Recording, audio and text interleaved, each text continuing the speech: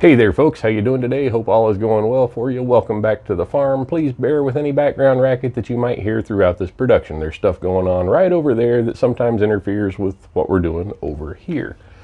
Now before we go any further today folks, as I always like to point out to you, we have here a safe and empty weapon. There is an empty standard capacity magazine in the magwell. That is merely for aesthetics throughout this production. However, the weapon that we have here is not the focus of today's video, rather just the platform on which we will illustrate the Crimson Trace Rig Angled Foregrip Tactical Light. As some of you know, Crimson Trace has sponsored content here on the channel before, and this is no different. They sent me this light and asked me to put it through its paces and see what I thought of it. Now, I won't try to bore you with the specifications on it, but we'll cover what is most notable. The Crimson Trace rig features an ambidextrous power switch which can be moved to either side or replaced with a remote pressure switch. Here's a quick look at that remote pressure switch. It does require a pick rail mounting point in order to attach the button. Because this light is part of the angled foregrip, I found the use of the remote switch to be impractical in my setup. Your mileage may vary. Now concerning the rig and its light output levels, it starts out with 500 lumens, 350, 200, 100, 5, and when you reach either the bottom or the top of the light output, it will blink at you 3 times to let you know that you've reached maximum or minimum output range. Another feature of the Crimson Trace rig that I'd like to point out is the strobe function, which could be used to blind or disorient an attacker. It is activated by pressing both the power selector buttons at the same time. To return to normal mode, just turn the light off and back on again, and it resets it to the standard mode. I find the control to be very intuitive and easy to use while maintaining your grip on the firearm surface. So why an angled grip, you might ask? Angled grips really kind of became a thing with the advent of the pistol length AR platform, as it is illegal under federal law to mount a vertical foregrip on a pistol. Due to some recent political shenanigans, I'm not going to illustrate the attachment of the rig on anything other than this 16-inch carbine length platform. However, just know that it is well suited to the shorter varieties. So the rig attaches to the weapon, in this case by directly mounting to the M-lock rail on the bottom of the fore-end. However, in the event that you have a quad rail or something with a Picatinny rail, it comes with a pick rail adapter.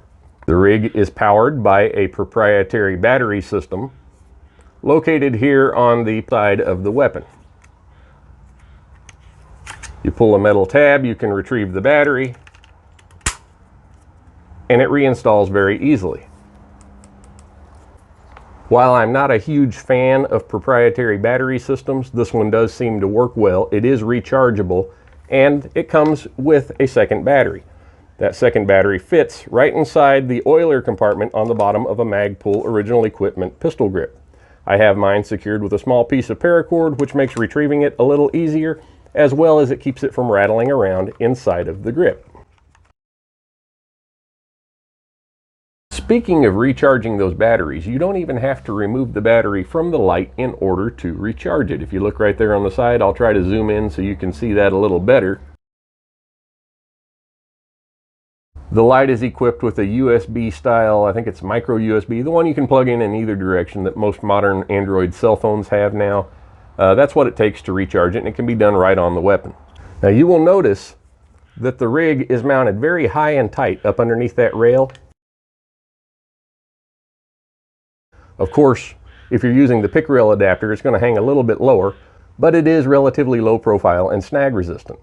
Because of that, and this is not really an issue, but I noticed it, I'm sure some of you will notice it, so I'll point it out, and that is that the barrel casts a shadow at the 12 o'clock position in the light output on a wall, even at close range.